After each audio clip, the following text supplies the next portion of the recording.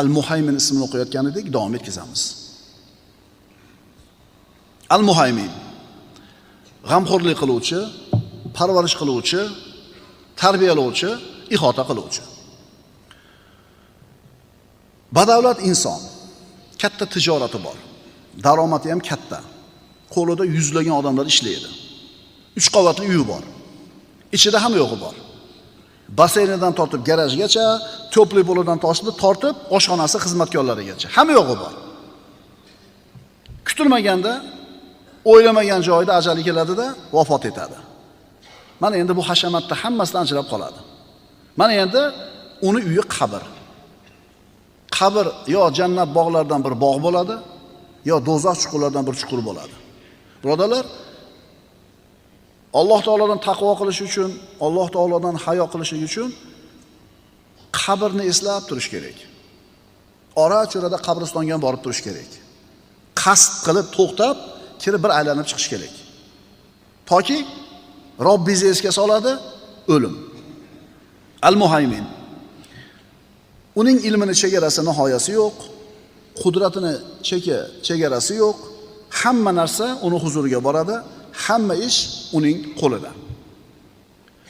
Al-Muhayminning ma'nolaridan 4-inchisi haymana, shafqat bilan nazorat qilish, rahmat bilan kuzatish, mehribonlik bilan ehtiyot qilishlik.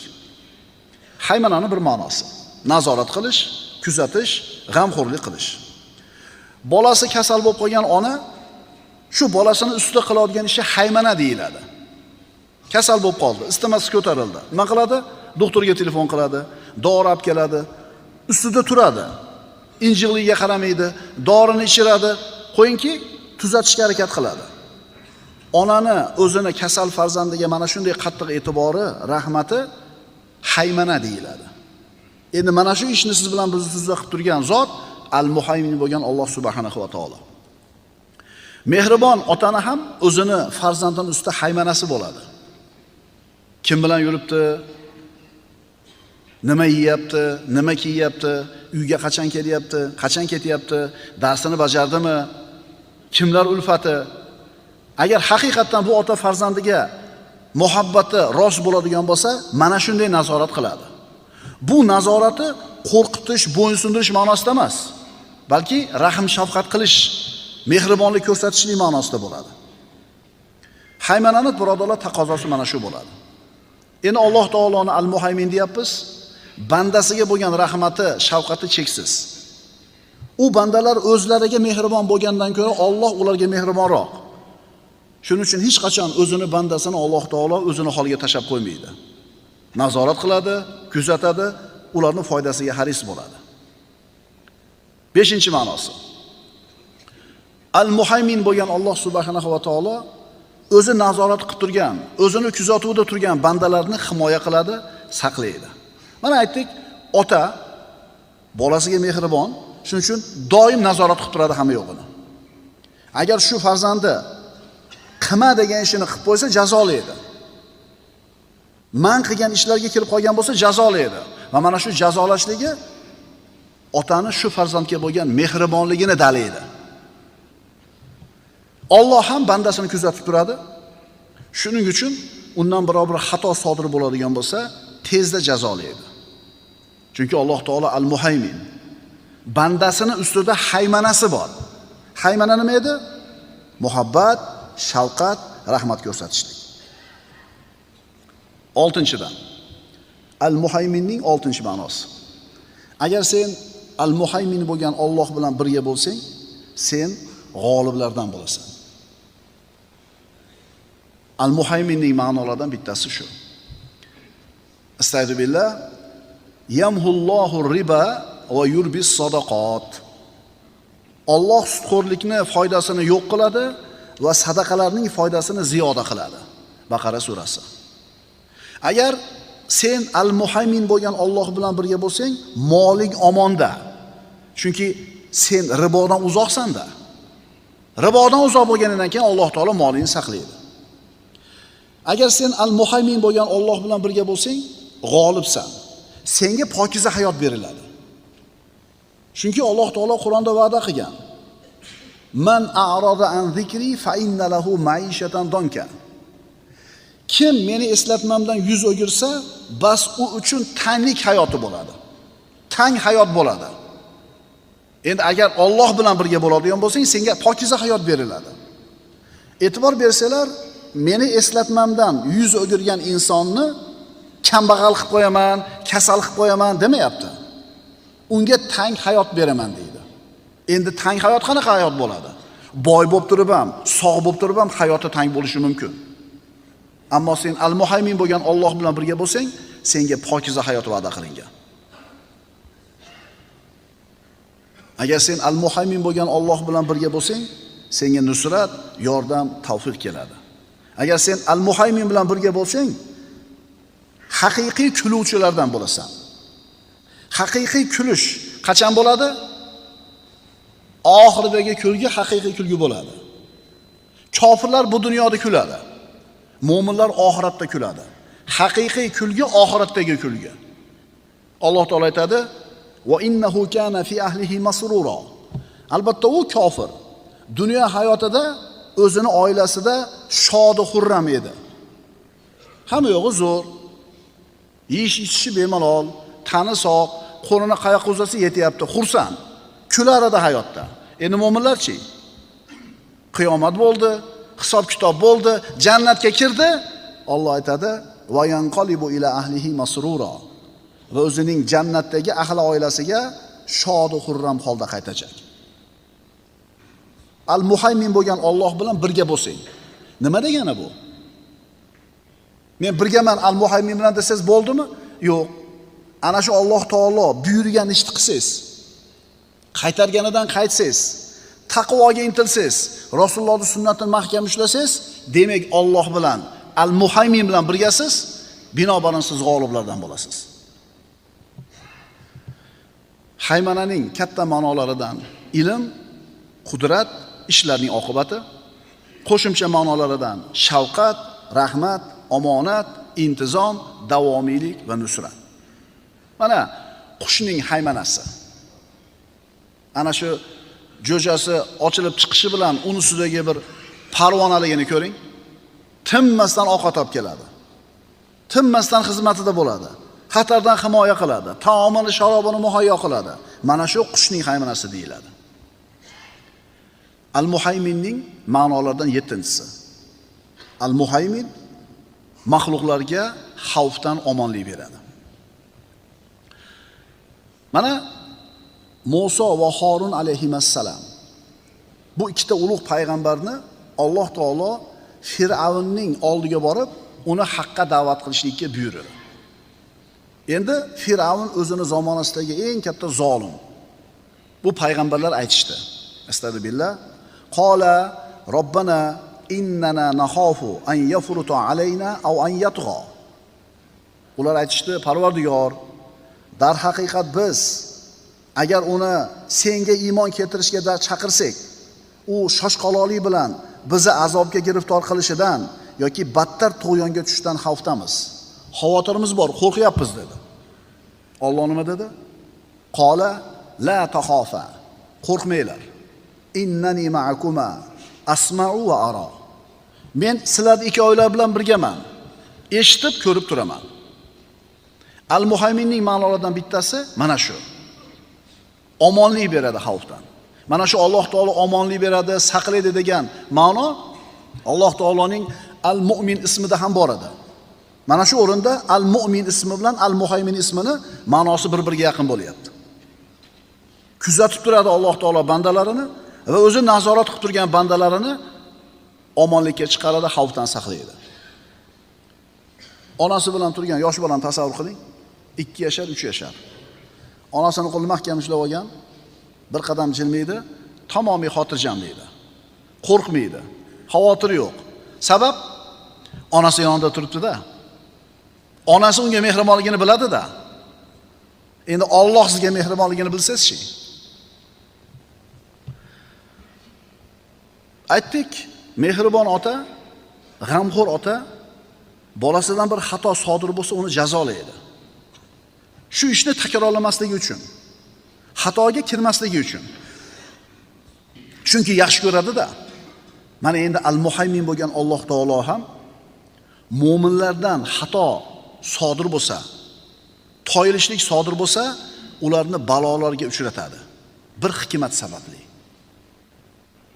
Alloh taolo ba'zida mu'min bandani mashaqqatga, dushmanga yoki zolimga tashlab qo'yadi. Nima uchun? Yomon ko'rgani uchunmi? Yo'q. Ulug' bir hikmat uchun. U hikmatni kimdir tushunadi, kimdir tushunmaydi. Kimdir biladi, kimdir bilmaydi. Kimdir tan oladi, kimdir tan olmaydi. Alloh taolo siz bilan bizga onamiz bizga mehribon bo'lgandan ko'ra mehribonroq. Modomiki shu kunni berdimi? Demak, orqasida hikmat bor. Bu musibat yo gunohlarimiz ko'payib ketuvdi, ularni yuvish uchun keldi, yoki darajamizni Alloh taoloning huzurida ko'tarish uchun keldi. Ikkala holatda ham mu'min odam yutuqda bo'ladi. Nimaga bunaqa bo'lyapti? Nimaga musulmonlar xor bo'lyapti har tomonda? Birodarlar, hikmati bor. Sababi bor. Alloh taolo aytadi: Astagfirullah. "Va la tahsabanalloha g'ofilan amma ya'maluz zolimun. Innama yu'akhiruhum liyawmin tashkhasu fihi al-absar." Ey Muhammad alayhisalom, siz hargiz Alloh zolim kimsalarning qilayotgan amallaridan g'ofil deb o'ylamang. Alloh g'ofil emas, ham yo'da ko'rib turibdi. Faqat Alloh ularning jazolarini ko'zlari dahshatdan qotib qoladigan qiyomat kuniga qoldiryapti xolos. Sinov uchun, imtihon uchun. Zulm qilsa ham, birovning haqqini yesa ham, haddidan oshsa ham hech qanday balo kelmayapti. Musulmon haq bo'lib turib mazlum bo'lib qolyapti. Javob bera olmayapti. Haqqini undira olmayapti. Alloh bilmayapti buni demanglar.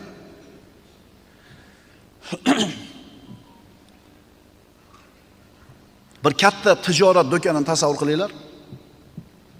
Mana shu katta tijorat do'konining xo'jayini ertalab hammadan burun o'zi keladi, do'konni ochadi, rastalarini ortiga o'tib, ishchilarni kuzatib turadi. Kassani orqasida o'tirib kuzatadi. Sotuvchilarning har bitta harakati, aytayotgan so'zi nazoratda. Endi mana shu qo'lida ishlayotgan sotuvchilarni xiyonatkorligi yoki omonatdorligi bila olamizmi buni? Yo'q, ustida kuzatayotganini ko'rib bilib turibdi-da. Ishdan haydab yuborishi mumkin. Demak, bu sotuvchilarning omonatdorligini yoki xiyonatkorligini bila olmaymiz. Mana endi hozir shunaqa bir do'konlar bor. Har bitta kiyimga, har bitta sotib olinadigan narsaga bir plastmassadan bir narsani qatirib qo'yadi. Agar shu narsani yechib olmasa, do'kondan olib chiqib ketayotgan eshigingizda bir apparatlar bor, chiyillab beradi, o'g'irlab ketyapti deb. Demak, magazinga kelgan klientlarni ham xiyonatkor yoki omonatdorligini bilib olmaydi. Shunaqa chiyillaydigan jihozi bo'lmasa, inekin boyaga magazinga kirgan, do'konga kirgan xaridorning omonatdorligi sinaladi. Tovaringizni olib kelasiz, kassani oldida yechib oladi, keyin olib chiqib ketaverasiz.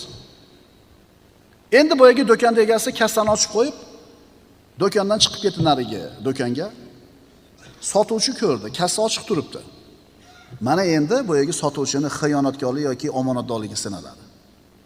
Chunki kuzatayotgan hech kim yo'q, kassa ochiq turibdi, mana endi bilinadi. Aslida xo'jayin hech kimga bildirmasdan kamera qo'yib qo'ygan edi kassani ustiga.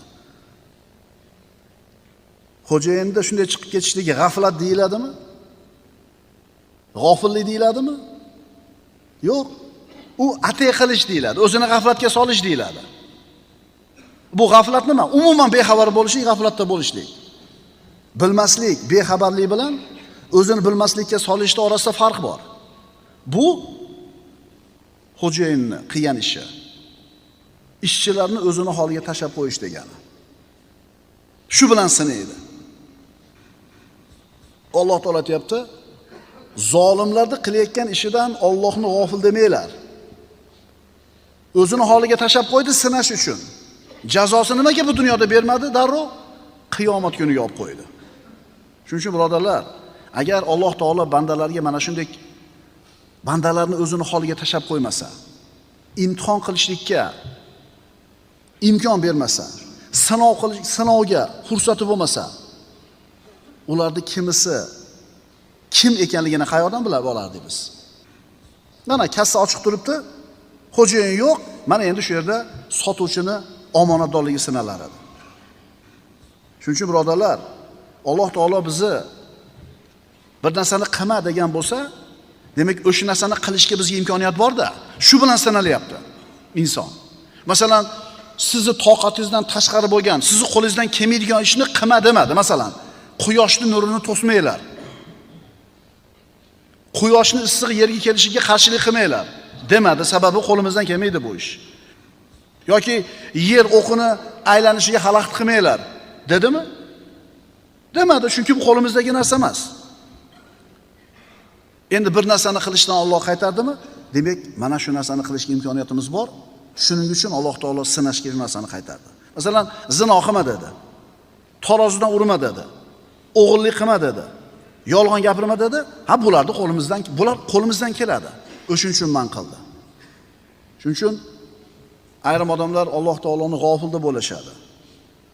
Sodir bo'layotgan voqea hodisalardan bexabar deyshadi. Bu kufr, birodarlar.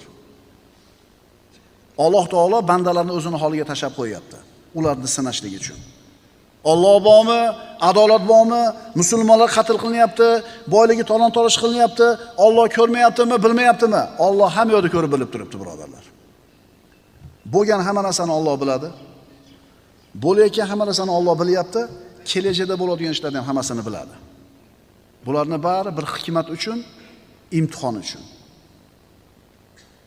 Johil bo'lgan, gumroh bo'lgan insonlar Alloh taoloni g'ofilda bo'lishadi. Butun borliq, birodarlar, Alloh taoloning qabzasida. Hamma olamlar uni qudrati ostida. Butun haloyiq uni hukmi ostida. Hamma mavjudotlar uning ihotasi ostida. U har narsaga qodir bo'lgan zot. Hamma unga muhtoj, lekin u hech kimga muhtoj emas. Alloh uchun bironta bir qiyin ishi yo'q. Alloh taoloni hech narsa ojiz qoldirmaydi. Shuning uchun laysa kamithlihi shay'un va huwas samiul basir. Allohga o'xshash biror narsa yo'q. Biron narsa u zotga o'xshash emas. U eshitib ko'rib turuvchi bo'lgan zot.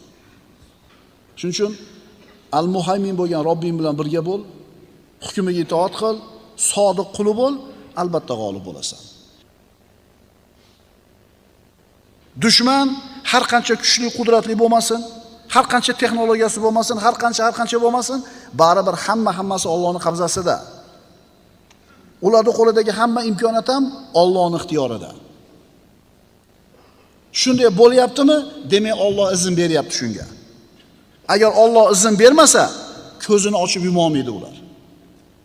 Demak, buning orqasida bir hikmati bor.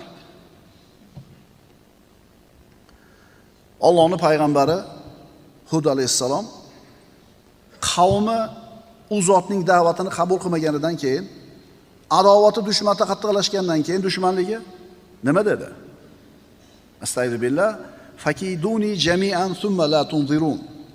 Mana endi modomiki da'vatni qabul qilmadinglarmi? Hammanglar bir bo'lib, kechiktirmasdan menga qarshi bilgan hiylalarni qilinglar. Qo'lingizdan kelganini qilinglar. Inni tavakkaltu alalloh, robbi va robbikum. Sizlarni ham robbinglar, meni ham robbim bo'lgan Allohga men tavakkul qildim. O'rmalagan narsa borki, hammasi Allohning qo'li ostida. Parvardigorim shak shubhasiz to'g'ri yo'l ustidadir. Birodarlar, Alloh taolo al-muhammin bo'lgan zot. Ko'rib turadi, kuzatib turadi, saqlaydi, ustida qoyim bo'ladi. Mana Qur'on haqida Alloh taolo shunday deydi. Qur'on ham muhaymin, ihota qilib turadi. Nimani? O'zidan avval nozil bo'lgan ilohiy kitoblarni ihota qilib turadi. Astagfirullah. Va anzalna ilaykal kitaba bil haqq musaddiqan lima bayna yadayhi minal kitabi va muhayminan alayh. Mana muhaymin degan so'z keldi. Qur'on ham muhaymin. Sizga esa ey Muhammad alayhisalom, o'zidan oldingi kitoblarni tasdiqlovchi va u kitoblar ustida guvoh bo'lgan bu kitobni haqq rost nozil qildik. Demak, Qur'on o'zidan avval nozil bo'lgan kitoblarni tasdiqlovchi va muhaymin, ihota qilib turuvchi, ustida guvoh bo'lgan kitob. Al-Muhaymin ismiga aloqador bo'lgan oyatlar. Birinchi oyat. Astagfirullah. Ya'lamu ma yaliju fil ardi va ma yakhruju minha va ma yanzilu minas samai va ma ya'ruju fiha va huvar rohimul g'afur. U yerga kiradigan narsalarni ham, undan chiqadigan narsalarni ham, samodan tushadigan narsalarni ham, unga ko'tariladigan narsalarni ham bilur. U mehribon va mag'firatlidir. Ikkinchi oyat. Ya'lamu sirra va akhfa. Zero u Alloh sirni ham, eng maxfiy narsalarni ham bilur. Topadigan daromading aniq, oladigan oyliging, maoshing aniq. Shu narsa bilan muayyan holatda turibsan, yaxshi holatda turibsan. Topish tutishing hozir bugungi kundaqa ibodatdasan, taqvodasan, haromdan uzoqsan. Yaxshi holating. Endi to'satdan qo'lingga 50 million dollar kelib tushdi. Yana shu taqvoyingda, ibodatingda tura olasanmi? Endi o'zgarib qolmaysanmi? Uni ayta olmaysan. To'g'rimi? Yo bir yer kavlayotib katta bir xazina chiqib qoldi yuzdan. Bir 50 kilo tilla chiqib qoldi. Hozir holating shu, daromading aniq, faloncha oylik olasan. Shu holatda ibodatda, taqvoda turibsan. Demak, mana shu holating zo'r. Endi qo'lingga katta dunyo kelganda ham shunday tura olasanmi? Masjidga kela olasanmi? Mahallangda yashayverasanmi? O'zgarib ketmaysanmi? Buni bila olmaysan. Buni kim biladi? Alloh taolo aniq biladi. Shuning uchun Parvardigor qaysi narsa menga yaxshiligini sen mendan ko'ra yaxshiroq bilasan. O'shuning uchun menga yaxshilikni bergin. O'shuning uchun eng zo'r duo Robbana atina fid dunya hasana va fil oxirati hasana va qina azabannar. Yaxshilikni so'radingizmi? Demak, shu holatingiz yaxshi ekan. Ya'lamu sirra va akhfa. Zero u Alloh sirni ham, maxfiy narsani ham bilur. Bo'lganda yaxshi edi baribir domla. Yaxshi edi, musulmonda kambag'al bo'lganidan boy bo'lgani yaxshi. Men za boy bo'ling, bo'p keting, men zaman. Lekin qana kafolat taqvoda qolishingizga. 3-oyat. Innalloha la yakhfa alayhi shay'un fil ardi va la fis sama. Albatta Allohga na yerdagi va na ko'kdagi, samodagi biror narsa maxfiy emasdir.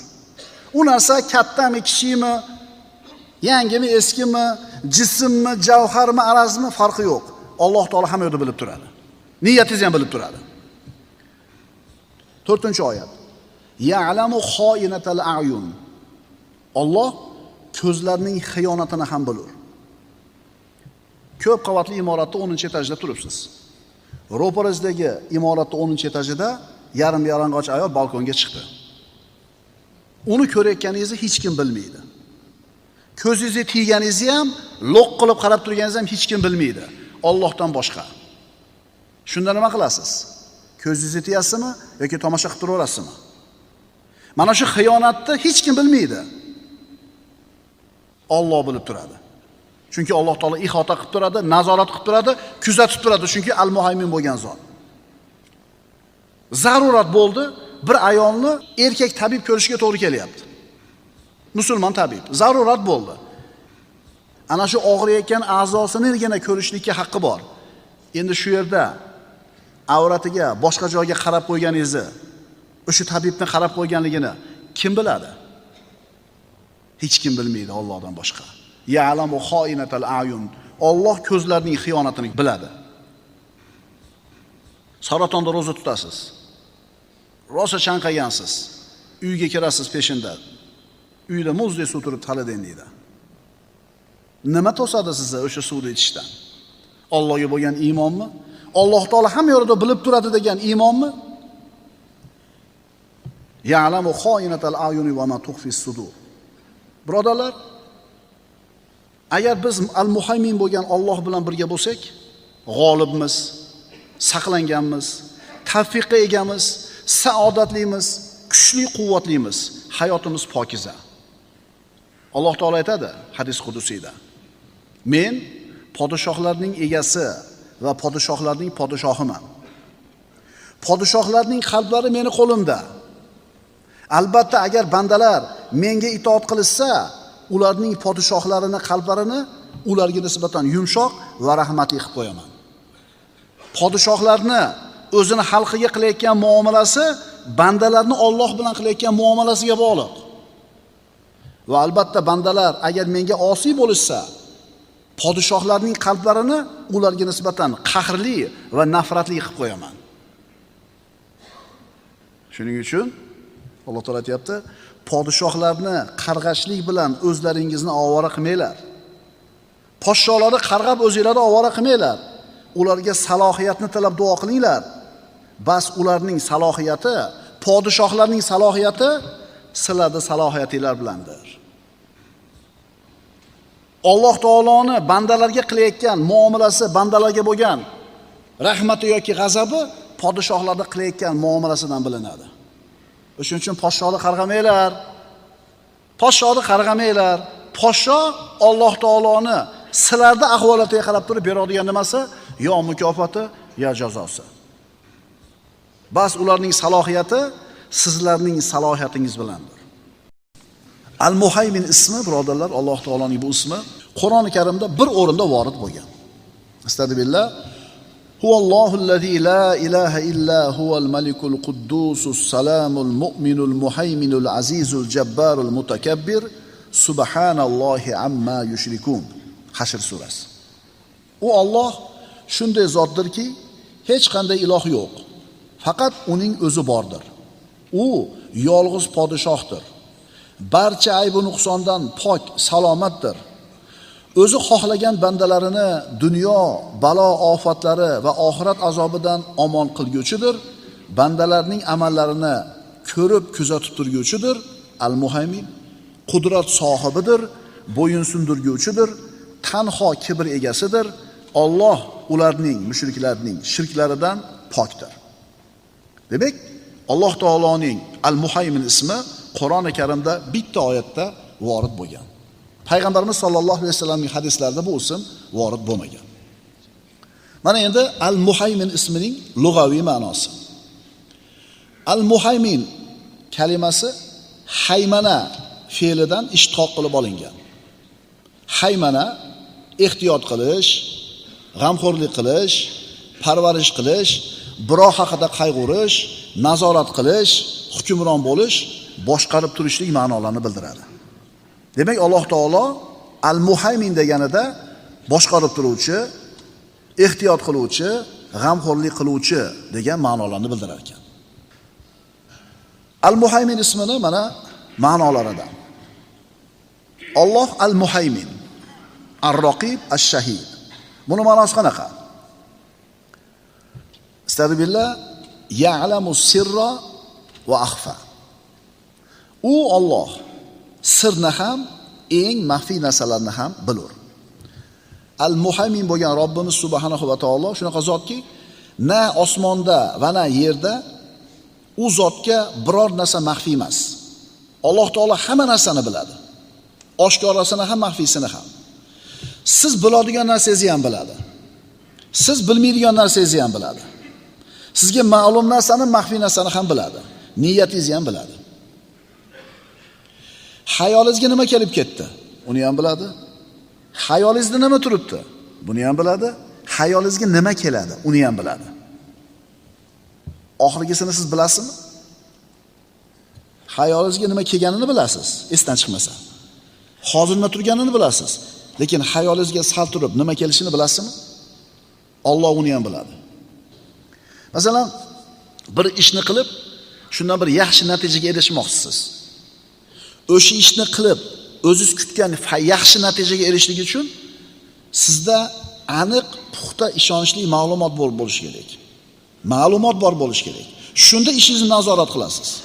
Shunda bu ishingizni ustida qiladigan qaroringiz to'g'ri bo'ladi. Demak, bir ishni ihota qilishlik uchun u haqida to'g'ri ma'lumotingiz bo'lishi kerak. Masalan, tijoratingiz haqida.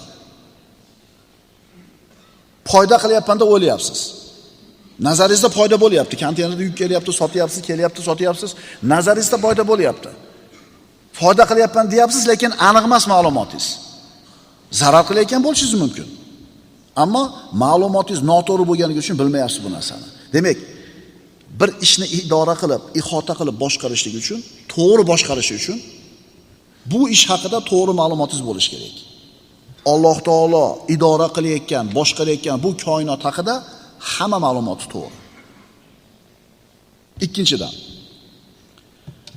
Al-Muhaymin har bir narsani aniq biladi. Hamma narsadan xabardor, hamma narsani biladi. Nima sodir bo'lgan bo'lsa biladi. Nima sodir bo'layotgan bo'lsa biladi va nima sodir bo'lsa kelajakda uni ham biladi. Endi nima sodir bo'lmagan bo'lsa uni ham biladi. Ana shu sodir bo'lmagan narsa agar sodir bo'lsa qanday bo'lishini ham biladi. Avvalda ham, hozirda ham, kelajakda ham, yo'qda ham biladi. O'sha yo'q bo'lsa qana bo'lishini ham biladi. Tushunarlimi? 1000 marta damlagan oshda, to'yda, power. Har safar damlab turib aytadiki, Xudo sharmanda qilma deydi. Bilmaydi-da, qanaqa chiqishini. 1000 marta o'sha 06 motorni yiqqan, 1000 marta ko'zini yumib yig'adi. Lekin yig'ib olib bosyapti nima deydi? Ha, ana onqir 1000 marta damlagan oshdi, 1000 marta motor qilgan, lekin bilmaydi nima bo'lishini. Ammo Alloh taolo hamma yo'qni biladi. Birodarlar, Alloh haqida ilmingiz ko'paygan sari, Allohning qudrati, ilmi, Alloh taoloning kimligini taniganingiz sari hayo qilishingiz ko'payadi Allohdan. Qanchalar tanisangiz, shunchalar uyalasiz Allohdan. Bir student aytayapti, men Allohdan qo'rqmayman deyapti. Yosh yigit, to'g'ri aytayapti, u haq, qo'rqmaydi. Nima uchun qo'rqmaydi? Tanimaydi-da. Buni misoli bog'bon 2 ga kirgan, 3 ga kirgan bolasini yetalab boqqa olib bordi. Bitta katta daraxtni soyasiga o'tkazib qo'yib, kirib ketdi daraxtlarning ichiga. Tog'da oldidagi katta bog'. Bir payt uzunligi 5 metr keladigan ilon so'diralib, hali 3 yoshar bolaning oldiga keldi. Bola qo'rqadi bundan, qo'rqmaydimi? Qo'rqmaydi. Nimaga qo'rqmaydi? Bilmaydi-da ilonni nimaligini. Dadasi ko'rsin 5 metrdan rangga o'chib ketadi, qochib qoladi. Ha, ana, u bola ilondan qo'rqmaydi, sababi bilmaydi-da ilonni, tanimaydi-da ilonni. Lillahil masalul a'la. Boyaga student Xudodan qo'rqmayman degan paytda u haq u. Chunki nima qilmaydi u?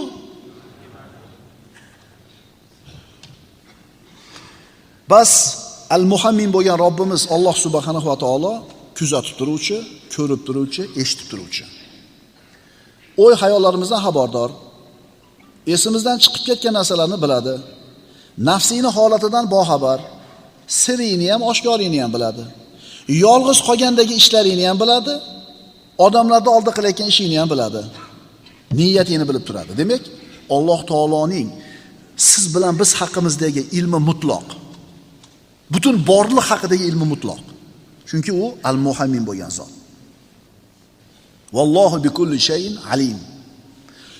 Alloh barcha narsani bilguvchi bo'lgan zot. Alloh hamma narsani bilib turadi degan e'tiqodingiz mustahkam bo'lsa, Alloh taolo hamma narsadan xabardorligi, iymoningiz komil bo'lsa, bu ilm sizni Allohdan uyalishlikka, hayoga chaqiradi. Mustaqim bo'lishga majbur qiladi, uyalishga da'vat qiladi. Kim uyalmas ekan Allohdan? Tanimaganlar. Payg'ambarimiz sollallohu alayhi vasallam aytdilar: "Istahyu minallohi haqqal haya." Allohdan chinakamiga, rostakamiga hayo qilinglar. Sahobalar aytishdi: "Ya Rasululloh, inna nastahi valhamdulillah." Biz alhamdulillah Allohdan hayo qilamiz deyishdi. Shunda payg'ambarimiz aytdilar: "Bunday emas. Allohdan bo'lgan haqiqiy hayo, mana hozir hammamiz Allohdan uyalamiz deymiz. Allohdan uyalamiz deymiz. Mana Rasululloh aytib beryaptilar, u hayo qanaqa bo'lishligini. Bunday emas. Allohdan bo'lgan haqiqiy hayo boshni va undagi narsalarni saqlash. Har xil xayolni olib kelmaslik. Ko'ngilga har xil narsani olib kelavermaslik. Qorinni va u xohlagan narsalardan saqlash. To'g'ri kelgan narsani yeyavermaslik. O'lim va baloni eslashlik. Mana shu hayo. To'g'ri kelgan narsani hayol qilavermaysiz, to'g'ri kelgan narsani yeb ichavermaysiz va o'limni doim eslab turasiz. Rasululloh davom etdilar: kim oxiratni istasa, dunyo ziynatlarini tark qiladi. Bas kim shunday qilgan bo'lsa, tahqiq chindan Alloh taologa hayo qilibdi dedilar. Hayo qilamiz ekanmi? Uchinchidan, Al-Muhaymin har narsaga qodir zot. Al-Muhayminning yana bitta ma'nosi qudrat. Qodir, biladi va qudrati yetadi. Qudratda ikkita sharti bor. Qudratning ikkita sharti bor. Ilm va quvvat. Bilasan, bilgan narsani amalga oshirgani quvvating yo'q. Yoki quvvating bor, shu ishni qilishga biliming yo'q. Tushunarli bo'ldi? Biliming bor, bilasan qanaqa qilishni, quvvating yo'q. Quvvating bor, nima qilishni bilmaysan. Bu insonlarda shunaqa. Bir odam bor, biladi, ammo ojiz. Yana bir odam bor, qudrati yetadi, ammo bilmaydi. Endi Al-Muhaymin bo'lgan Alloh taolo esa ham biladi, ham quvvati, qudrati bor. Bandani nima tuzatishini Alloh biladi. Bu bandani qanday qilib isloh qilishni ham Alloh biladi. Bir bemor bor, uni tabib ko'radi, dardini o'rganib chiqadi. U dardiga shifo bo'lishiga sabab dorini ham biladi. Ammo bemorga bu tabib shu dorini ichish kerakligiga ishontira olmayapti. Ana qudrati yo'q. Biladi dorini, lekin ishontira olmayapti yoki ichira olmayapti. Ammo Al-Muhaymin bo'lgan Alloh subhanahu va taolo bandani nima tuzatishini ham biladi va shu haqidagi ilmni bandaga bildirib ham qo'ya oladi va mana shu bilimni amalga oshirishlikka qudratni ham ato qilib qo'ya oladi.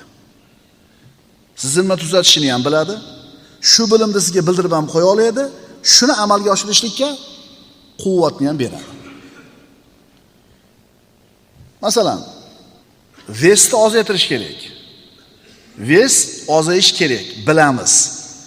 Lekin nimamiz yo'q? Quvvatimiz, qudratimiz yo'q. Irodamizning kuchi yo'q. Sila vo'li yo'q. To'g'rimi? Mana ko'ring, mana biz ojizligimiz. Vesni ozaytirish kerak, qorinni kichaytirish kerak, ovqatni kamroq yeyish kerak. Bu bilim. Lekin amalga oshirishchi? Unga nima yo'q? Quvvat yo'q. Bilasan kitob o'qish kerakligini. Kitob o'qishni yaxshi narsa. Bilasan, ammo amalga oshira olmaysan, o'qiy olmaysan. Nimang yo'q? Qudrating yo'q. Endi savol. Bildingiz, amal qildingiz. Bildingiz, qudratingiz ham yetdi. Endi foyda topishingiz aniqmi? Aytdik, inson biladi, qudrati yo'q. Yoki qudrati bor, bilmaydi. Xo'p, biz aytyapmiz, ham bilding, ham qudrating yetdi, qilding. Endi foyda qilishing aniqmi? Yo'q. Bu ikkalasi sabab edi, xolos foyda qilishingiz uchun. Natija kimning qo'lida edi? Ishlarning hammasi Alloh taoloning qo'lida bo'ladi, birodarlar. Alloh taolo bildirdi, qudratni berdi, bildingiz, amal qildingiz, lekin baribir natija Allohning qo'lida. Ala ilallohi tasirul umur. Ogoh bo'lingiz kim? Barcha ishlar yolg'iz Allohga qaytur. Al-Muhaymin ilmini chegarasi nihoyasi yo'q, qudratini cheki yo'q. Hamma ish uni huzuriga boradi. Hamma ishlarning oqibati ham uni qo'lida bo'ladi. Birodarlar, mana shunday ulug' Robbning muhabbati qasd qilinmaydimi? Mana shu Al-Muhaymin bo'lgan Allohning jannatidan umid qilinmaydimi? Jahannamidan qo'rqilmaydimi? Ogoh bo'lingiz kim? Barcha ishlar yolg'iz Alloh. Al-Muhaymin ismini o'ziga mana haymana so'zidan olinadi, haymana fe'lidan. Ehtiyot qilish, g'amxo'rlik qilish, birov haqida parvarish qilish, qayg'urish, nazorat qilish, kuzatish, hukmron bo'lish, boshqarish. Demak, Al-Muhaymin deganda mana shu ma'noni tushunamiz. Birinchidan, Al-Muhaymin uchun biron narsa maxfiy emas va biron narsa maxfiy bo'la olmaydi. Mana avvalgi darsimizda aytdik, astagfirullah, innalloha la yaxfa alayhi shay'un fil ardi va la fis sama. Albatta, Allohga na yerdagi va na osmondagi biron narsa maxfiy emasdir. Alloh taolo hamma yo'qni bilib turadi. Chunki Alloh al-Muhaymin. O'zini haymanasi, nazorati, parvarishi va g'amxo'rligiga olgan o'zini qullarini foydalarini yuzaga chiqaradi. Al-Muhaymin.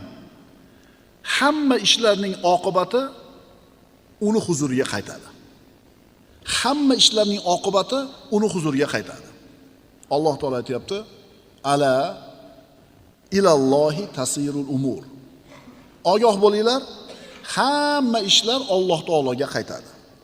Zolim ham Alloh oldiga boradi, mazlum ham. Haqini oldirgan ham, birodar haqini yegan ham.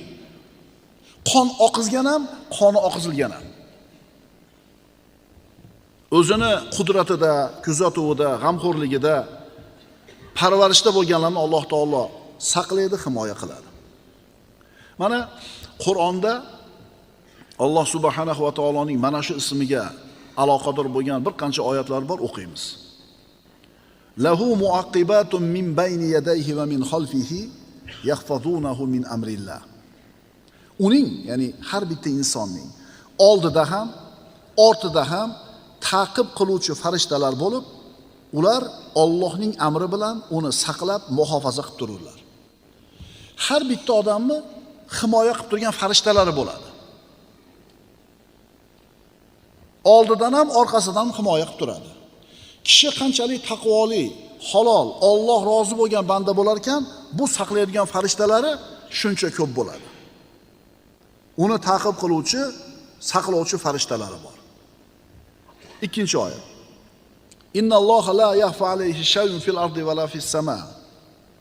Albatta Allohga na yerda va na ko'kda biron narsa maxfiy emas. Uchinchi oyat. Ya'lamu ma yaliju fil ardi va ma yakhruju minha. U Alloh yerga kiradigan narsalarni ham, undan chiqadigan narsalarni ham biladi. To'rtinchi oyat. Vallohu bikulli shay'in alim. Alloh barcha narsani bilguvchi bo'lgan zotdir. Allohning ilmi mutloq. Avval bo'lgan narsalarni biladi. Hozir bo'layotgan narsalarni biladi. Kelajakda bo'ladigan narsalarni biladi. Bo'lmagan narsalarni ham agar bo'lsa qanday bo'lishini biladi. Chunki Alloh taoloning ilmi mutloq ilm. Keyingi oyat. Va ilayhi yurja'ul amru kulluhu fa'budhu va tawakkal alayh. Oyat juda ham bir nozik ma'nosi. Ma'nosi juda ham nozik. Siz bilan biz Alloh taolo ibodat qilishga buyurdi. Lekin ibodat qilishga buyurishdan avval qalbimizni xotirjam qilib qo'ydi. Qarang, ilayhi yurja'ul amru kulluhu. Hamma ish Allohning huzuriga qaytib boradi. Siz nima qiling? Unga ibodat qiling. Ibodatga buyurishdan avval hamma ish meni qo'limda deyapti. Men hal qilaman hamma narsani. Shuning uchun ibodatingni qil va Allohga suyan deydi. Qanday qilib Alloh taolo sizni ishingizni palonchiga topshirib qo'yib turib ibodat qil deydi? Yo'q, meni qo'limda hamma yo'q. Men aytganimni qil, ibodatingni qil, keyin tavakkul qil, keyin tashab qo'y natijani. Keyingi oyat. Lahul xalqu val amr. Ogoh bo'lingiz kim? Yaratish va buyurish faqat unikidir. Keyingi oyat. Allohu xoliqu kulli shay'in va huwa ala kulli shay'in vakil. Alloh barcha narsaning yaratuvchisi va u hamma narsaning ustidan vakil, homiydir. Al-Muhaymin. Mahluqotlarning hammasini ishi uni qo'lida. Sendan yuqori bo'lganlar bor, sendan past bo'lganlar bor. Sen bilan teng bo'lganlar bor. Ularning hammasini ishi Allohning qo'lida. Senga yaqin bo'lganlar bor, sendan uzoq bo'lganlar bor. Zaiflar bor, quvvatlilar bor, boy, faqirlar bor. Hammasini ishi Alloh taoloning qo'lida. Chunki aytayapti, hamma ishlar Alloh taoloning o'ziga qaytarilur. Keyingi oyat. Va huvallazi fis samai ilahun va fil ardi ilah. U shunday zotki, u Alloh osmonda ham iloh, yerda ham iloh bo'lgan zotdir u hikmat egasi va bilguvchidir. Al-Muhaymin ismiga aloqador bo'lgan oyatlar. Ma lahum min dunihi min waliyyin va la yushriku fi hukmihi ahada. Odamlar uchun undan o'zga biron do'st madadkor yo'qdir, u o'z hukmida hech kimni sherik qilmas. Alloh o'zi hal qiladi. Fa'alul lima yurid, xohlaganini qiladi. Keyingi oyat. Yadullohi fawqa aydihim. Allohning qo'li ularning qo'llari ustida bo'lar. Iymon e'tiqodi zaif bo'lgan odamlar gumon qilishadi. Shunaqa deb o'ylashadi. Nima deb o'ylaydi? Ana shu mansabdorlarning qo'lida hamma ish. Ana shu quvvat egalarining qo'lida hamma ish deb o'ylashadi. Alloh taolo seni ishingni ularning qo'liga topshirib qo'yib ibodat qil dermidi? Meni qo'limda deyapti Alloh taolo hamma ish. Sen ibodatingni qil deyapti. Shuning uchun birodarlar, Al-Muhaymin bu ilmning cho'qqisi, nihoyasi, kamoli va tamomi. Keyingi oyat: "Va auhayna ila ummi Musa an ardi'i." Musa alayhissalom bilan bo'lgan Rabboniy inoyat Al-Muhaymin ismining ko'rinishlaridan bittasi. Mana Firavun tush ko'rdi. Tushida Banu Isroildan tug'ilgan bir chaqaloq uni mulkini yo'q qilishidan xabardor bo'ldi. Mana endi hukm qildi. Muammosini hal qilishlik ikki og'iz so'zi. Nima qildi? Banu Isroildan tug'ilgan har bitta o'g'il bola chaqaloq qatl qilinsin. Kim doyalardan ana shu o'g'il bolaning tug'ilganini bilib turib xabar bermasa, u ham o'rnida qatl qilinsin. Ish Firavunning qo'lida ekanligiga o'xshayaptimi? Demak, Firavun ish meni qo'limda deb o'ylayapti. Lekin ish kimning qo'lida? Al-Muhaymin bo'lgan Alloh taoloning qo'lida. Musa alayhissalomning onasi tug'di Musa alayhissalomni va qo'rqdi. Agar ovozi chiqsa, tug'ilgani bilinib qolsa, Firavunning askarlari keladi, o'g'il bola ekanligini ko'rsa qatl qiladi. Endi Alloh taoloni qarang. Astagfirullah. Va auhayna ila ummi Musa an ardi'i. Biz Musoning onasiga vahiy qildikki, uni emizavergin. Fa idza khifti alayhi falqihi fil yam. Bas qachon qo'rqsang, uni daryoga tashlagin. Daryoga tashlash o'limi naq o'zi-yu. Lekin daryo cho'ktiradi agar Alloh xolasa. Alloh xolamasa daryo cho'ktirmaydi. Chaqaloq Musa alayhissalom idishga solindi, suv yoqizildi. Idish Allohning amri bilan harakatlandi. Suv bu idishni olib ketyapti. Suvni qayerga oqizish ham kim ishi? Voy birodarlar, hamma ish Al-Muhaymin bo'lgan Allohning qo'lida. Kim aytgani bo'ladi? O'shuning uchun biroz sizni qo'rqitsa, vahimaga solsa, boshida ayting shu gapni. Hamma yo'lda qilib olib qo'lidan hech narsa kelmay nochor qilgani Xudoning aytgani bo'ladi bu yog'i. U nochorlikdan aytmaylik uni, boshida aytaylik. Seni oq qilib yuboraman, ko'k qilib yuboraman, ana qilib yuboraman desa, aka.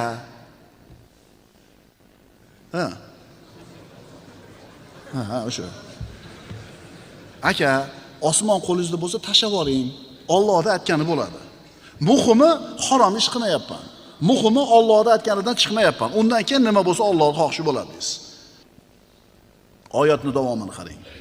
Astagfirullah. Va la taxafi va la tahzani inna radduhu ilayki va ja'iluhu minal mursalin. Qo'rqmagin, qayg'urmagin, zero biz uni tirik holda senga qaytaramiz va uni payg'ambarlardan qilamiz. Nil daryosi ichiga bola solingan idish oqib ketyapti. Alloh taolo o'zi boshqaryapti. Idish qayerga borib to'xtadi? Firavunning ana shu Nilni bo'yiga qurilgan saroyning oldiga borib to'xtadi. Nima uchun boshqa tomonga yoqib ketmadi? Nima uchun cho'kib ketmadi? Nima uchun ayni Firavunning qasriga bordi?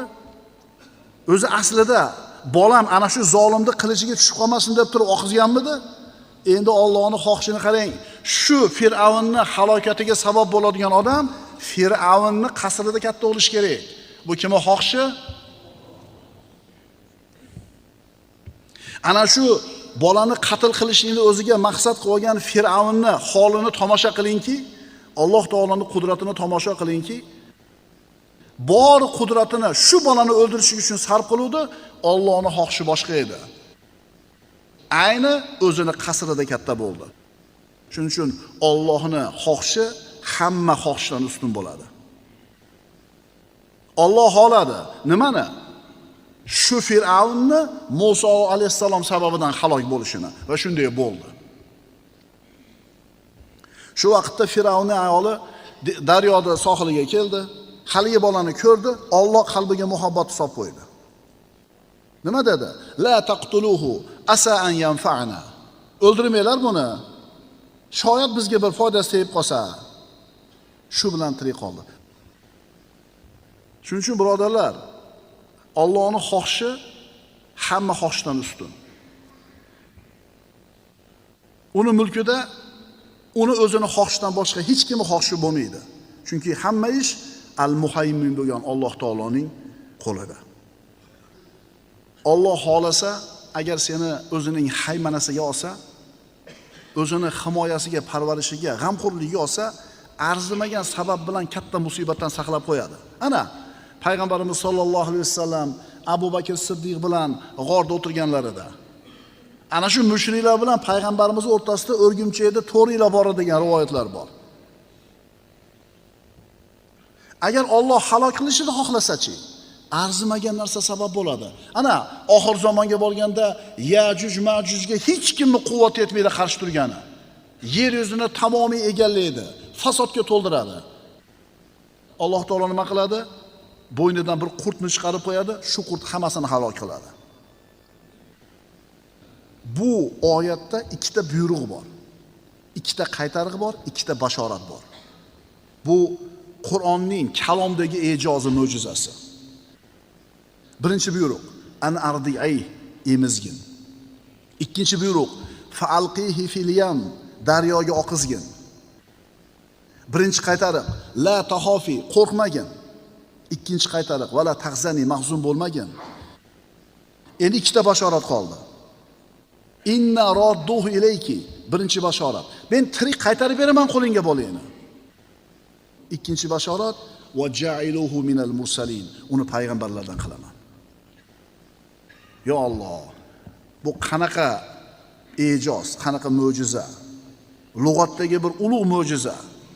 Bitta gapda, bitta jumlada ikkita buyruq, ikkita qaytariq, ikkita bashorat bor. Bu Muso alayhisalomga bo'lgan Alloh taoloning in'omi edi, rahmati edi, marhamati edi va haymanasi edi. Alloh taolo al-Muhaymin bo'lgan zot. Ehtiyot qiladi, g'amxo'rlik qiladi, parvarish qiladi, nazorat qiladi, hukmron bo'ladi va boshqarib turadi. Haymana degan so'zning ma'nosi ehtiyot qilish, g'amxo'rlik, parvarish, birov haqida qayg'urish, nazorat qilish, kuzatib turishlik, boshqarib turishlik ma'nolarini bildiradi. Robbimiz subhanahu va taolo al-Muhaymin bo'lgan zot. Mana o'tgan darsimizda oxirgi aytgan narsamiz, Alloh taolo Muso alayhisalomning onasiga vahiy qildi. Agar qo'rqsang, bolangni suvga solgin, oqizgin. Albatta biz uni senga qaytarib beramiz va uni payg'ambarlardan qilamiz. Alloh azza va jalla Muso alayhisalomni o'zining haymanasiga oldi. Alloh al-Muhaymin bo'lgan zot o'zining haymanasiga oldi. Muso alayhisalomni qatl qilishlikka chaqlangan qilichlar, pichoqlar chopishdi o'rniga Muso alayhisalomning xizmatini qiladigan qilib qo'ydi. Alloh taolo. Shuning uchun Alloh taolo o'zining haymanasiga olgan bandasini hech qachon tashlab qo'ymaydi. Al-Muhaymin, muhabbat, shafqat va rahmat g'amxo'rligi, parvarish qilishi, ehtiyot qilishi. Demak, Al-Muhaymin ismining ma'nolaridan, furu'laridan rahm, shafqat va muhabbat. Kasal bo'lib qolgan 3 yoshar bolani tasavvur qiling. Onasi bolasining ustida parvona bo'ladi. Yerda kapalak bo'ladi, uxlamaydi, u yoqqa yuradi, bu yoqqa yuradi. Hali isitmasini o'lchaydi, hali doriga yuradi. Mana shu g'amxo'rlik onani mana shunday bolasiga g'amxo'r bo'lishligi haymana deyiladi. Shafqat va muhabbat g'amxo'rligi. Al-Muhaymin saqlovchi bo'lgan zot. Alloh taolo Musa alayhisalomni, chaqaloq Musa alayhisalomni qanday saqlab qo'yganiga mana guvohi bo'ldik. Alloh taolo Qur'onda marhamat qiladi, astagfirullah. Fallohu xoyrun hafizo va huwa arhamur rohimin. Zotan Alloh eng yaxshi saqlaguvchidir va u zot mehribonlarning mehribonrog'idir. Mana birodarlar, hammamiz ham bola deb chaqa qidirib yuribmiz. Bolalarim deb chaqa qidirib yuribmiz. Tirikchilik deb yuribmiz. Bizni farzandlarimizga qilayotgan haymanamiz bu. Ular haqida qayg'urayotganligimiz, ular haqida g'amxo'rlik qilayotganligimizdan-da bu. Asarlarda keltiriladi, qiyomat kunida Alloh taolo bir bandaga aytadi: "Ey bandam, men senga keng moli dunyo berganman, boy qilib qo'ygan. Nima ish qilding shu boyliging ustida?" U banda aytadi: "Parvardigor, mendan keyin bola chaqalarim kambag'al bo'lib qiylanib qolishmasin deb u puldan infoq qilmadim." Alloh taolo aytadi: "Axir meni quvvat egasi ekanligimni, meni Razzoq ekanimni bilmaganmiding? Sendan keyin sen qo'rqqan narsani farzandlaring ustiga tushirdim." Alloh taolo o'zini haymanasiga olganida, o'zini ihotasiga olganida, parvarishiga olganida bu farzandlari kambag'al bo'lib qolmas edi. Ota o'lganimdan keyin qiylanib qolmasin bolalarim deb turib sarflamadi dunyosini Alloh roziligi yo'liga. Lekin kambag'al bo'laverdi. Yana bir bandaga aytadi: "Ey banda, senga boylik berdim, nima ish qilding?" U banda aytadi: "Parvardigor, sen rahimlilarning rahimlirog'i ekaningga va eng yaxshi saqlovchi ekaningga ishonchim sababli molimni muhtoj va miskinlarga infoq qildim" deydi. Birinchi boy ham o'ldi, baxil bo'lsa ham, ikkinchi boy ham o'ldi, saxovatli bo'lsa ham.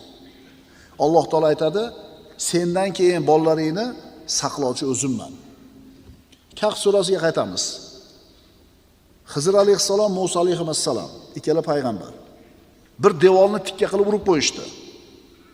Nimaga urdik bu devorni tikka qildik? Egasini topib xizmat haqini olmaymizmi deganida Musa alayhissalom.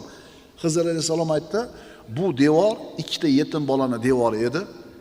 Ostida xazina bor edi. Bu yosh bolalar hozir agar devor yana nurab yiqilsa, xazina ochilib qoladi. Xazinasini himoya qilishlik bolalarning imkoniyatida emas. To balog'atga yetib o'zlari kavlab olgunga qadar devorni tikka qilib qo'yishlikni Alloh amr qildi" dedi. Nima uchun desa, fakana abuhuma soliha. Bu ikkita yetim bolaning ota-onalari yaxshi odamlar edi deydi. Ana Allohdan taqvo qilgan solih banda o'tib ketgandan keyin bunaqa solih bandani farzandlarini Alloh nima qilmas ekan? Zoyi qilmas ekan. Hamma ish Allohning qo'lida. Chunki Alloh taolo Al-Muhaymin bo'lgan zot. Yusuf alayhisalomning akalari nima qilishdi bu ukasini? Quduq qirg'itishdi o'lishi uchun. O'ldimi? Yo'q. Nima uchun o'lmadi? Al-Muhaymin bo'lgan Alloh taolo o'zining haymanasiga olgan edi Yusuf alayhisalomni. Chunki fallohu xoyrun hafizo. Eng yaxshi saqlovchi bu Alloh taolo edi. Oqibat nima bo'ldi? Misrning vaziriga aylandimi? O'shuning uchun birodarlar, Allohdan qolmaylik. Otamizning puli Alloh biladi, bizga qoladimi, yo'qmi? Alloh biladi, taqdirimizga yozganmi, yo'qmi? Allohdan qolmaylik.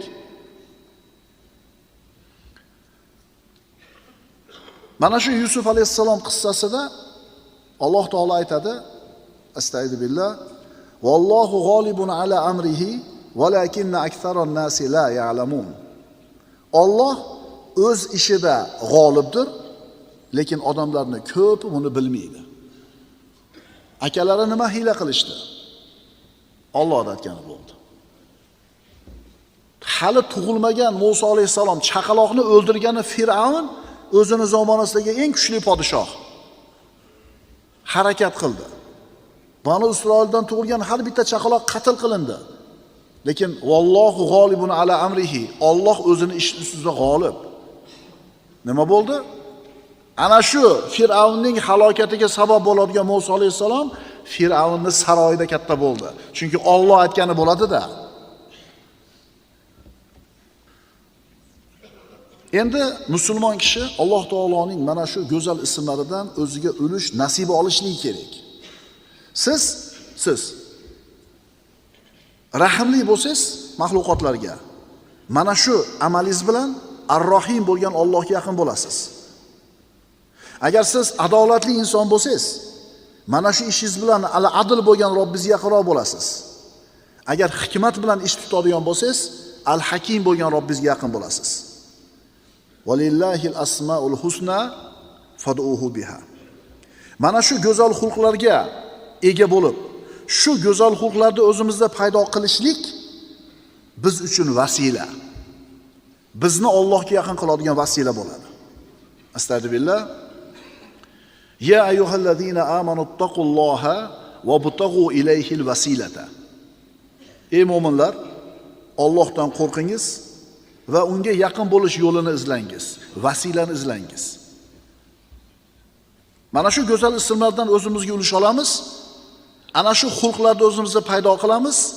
Shu amalimiz, shu xulqimiz bizni Allohga yaqinlashtiradigan vasila bo'ladi.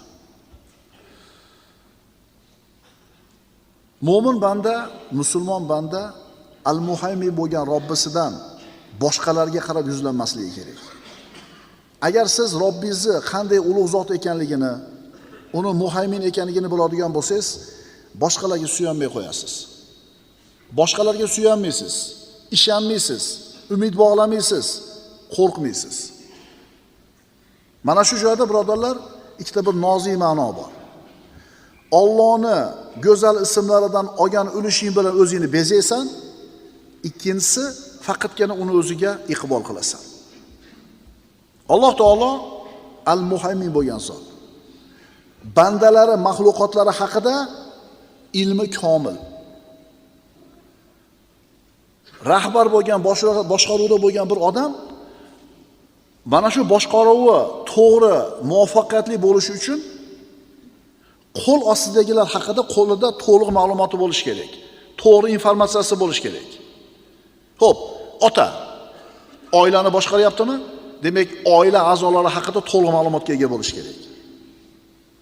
Oilasi, farzandlari haqida qayerga boryapti, qayerga kelyapti, kim nima bilan mashg'ul, o'g'lini do'stlari kimlar bilan muomala qilyapti, nimaga uyga kech qaytyapti.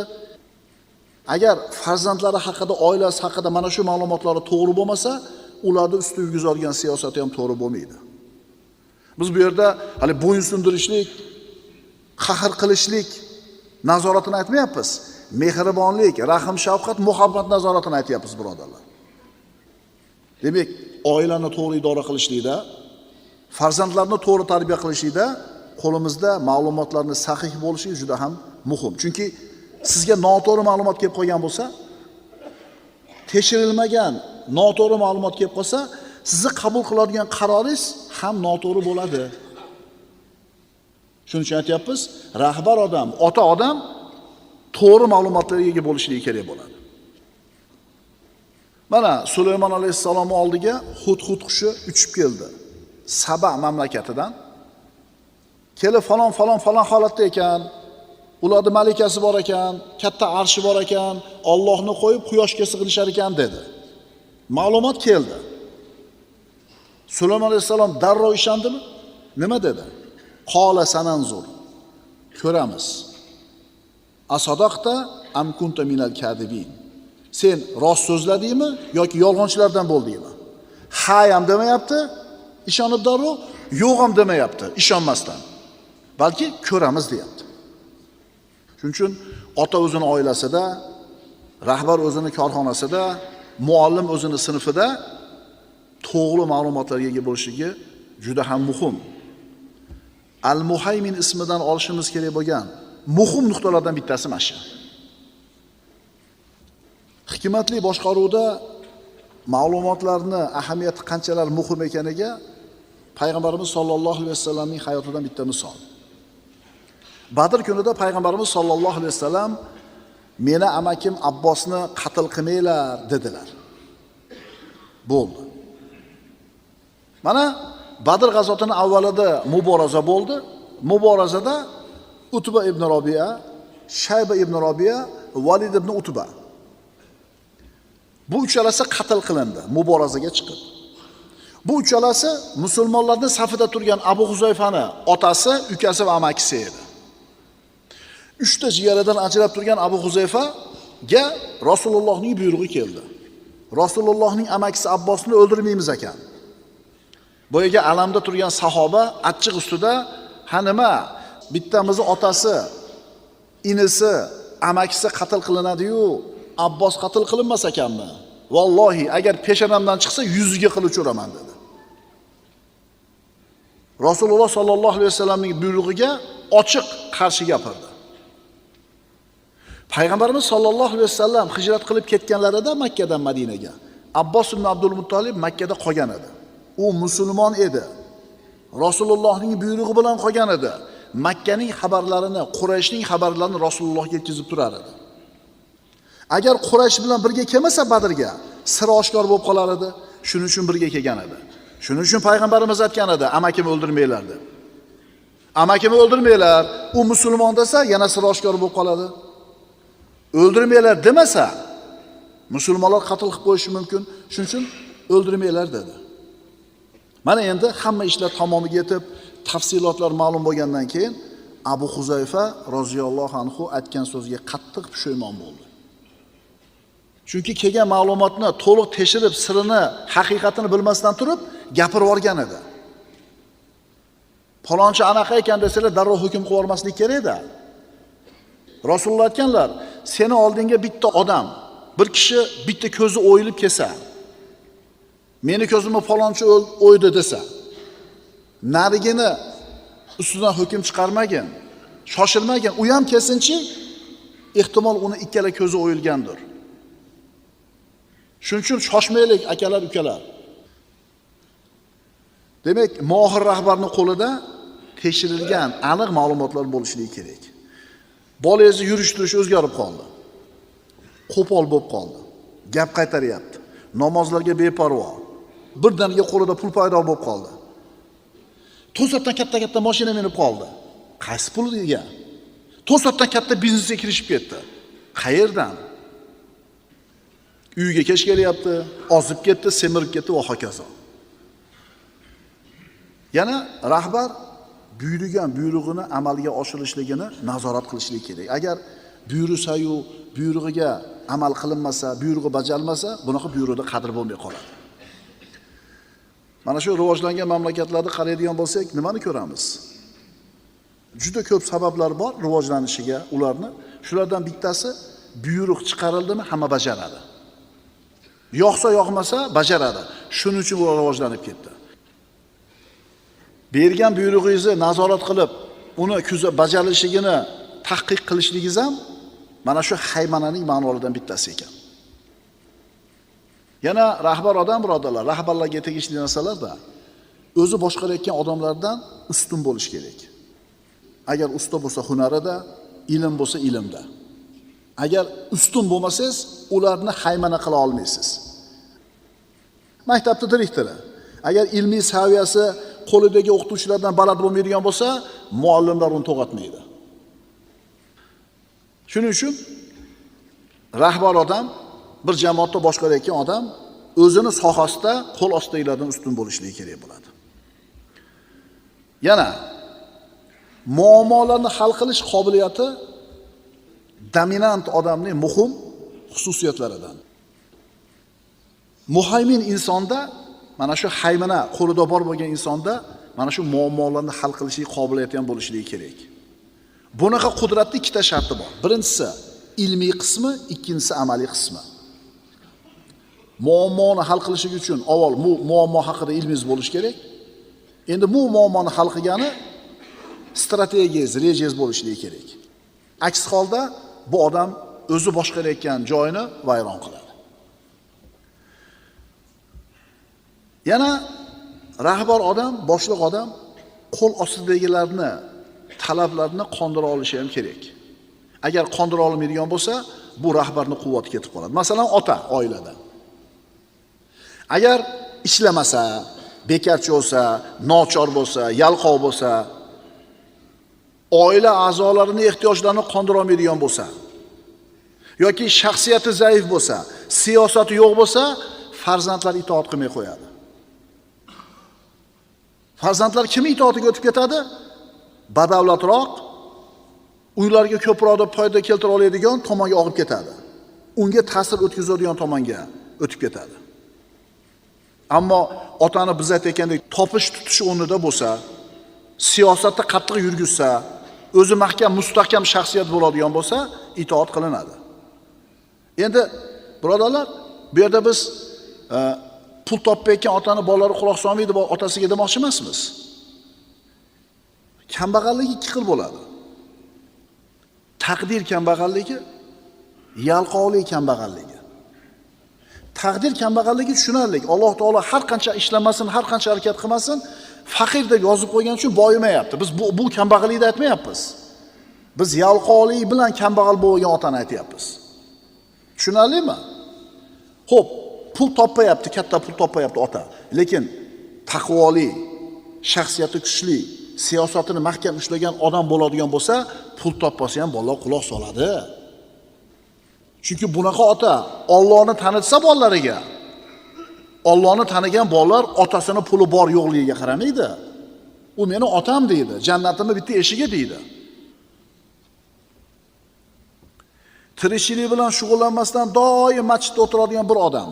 Payg'ambarimiz sollallohu alayhi vasallamga haligi yigitga seni kim boqadi deb so'radilar. Haligi yigit akam dedi. Deganida ahuka a'badu minka.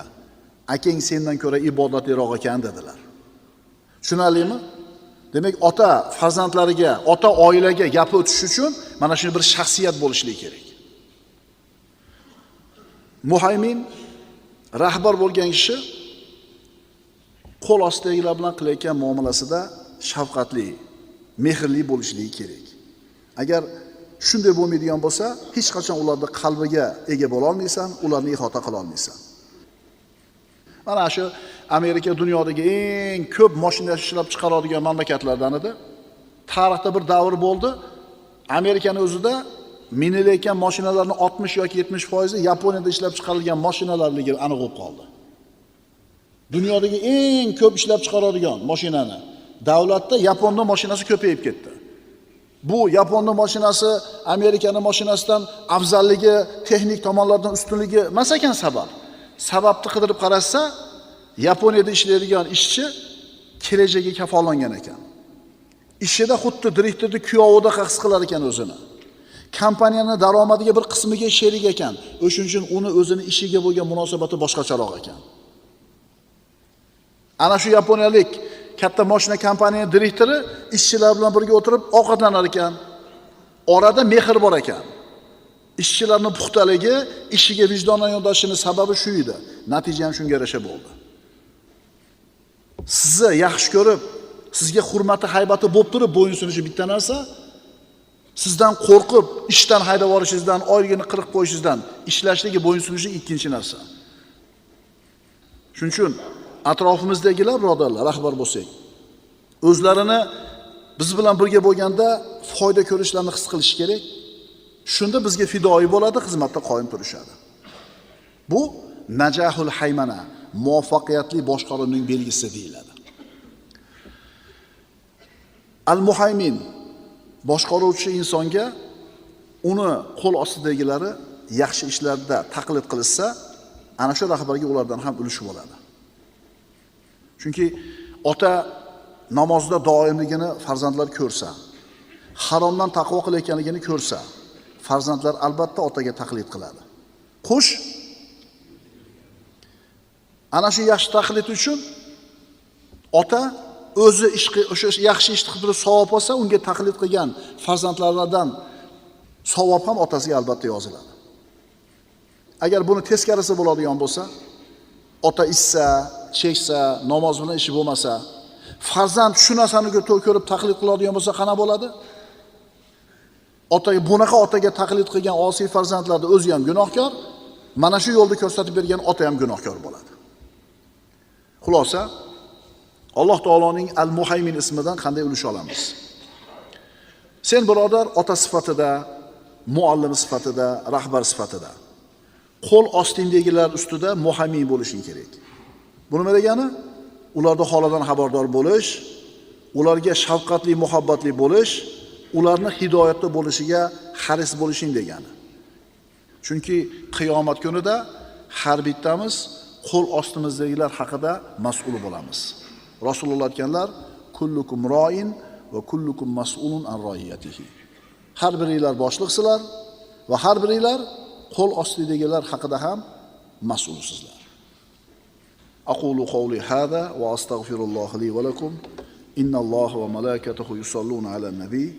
Ya ayyuhallazina amanu sallu alayhi va sallimu taslima. Vassalamu alaykum va rahmatullohi